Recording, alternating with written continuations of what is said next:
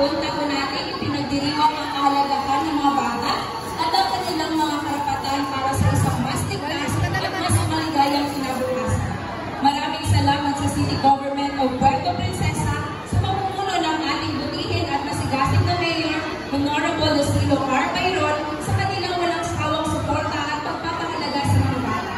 At gayon din sa... Ang bilis kasi ni Ma'am, dapat ganda.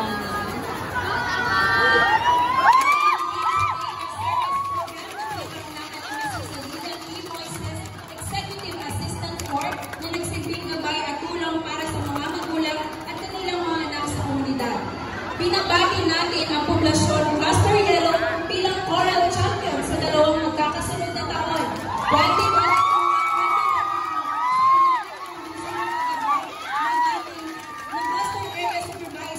Ms. Melinda T. Obulacion, at syempre sa walang sawang pagtuturo at pagtungkas Ms. Desiree G. Homo, Child Development Worker ng Milagrosa, na nagsilbing inspirasyon at gabay upang makamit ang tagumpay na ito. Ang choral competition ay pag-impalak kung saan ang mga kalahok ay bubuo ng isang grupo at kumakanta ng magkakasunod na awitin.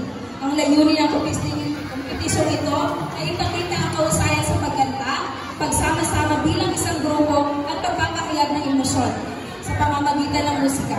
Para sa mga batang nasa daycare, ang ganitong aktibidad ay hindi lamang tungkol sa pagkanta, kundi pati na rin ang binibisyong pang-edukasyon, sosyal at kultural. Tunghayan natin ang inihandang awiting Kuyulong Buskay, Sinisinta Kita, Milayang Pasyak at Tuting ng Poblasyon Cluster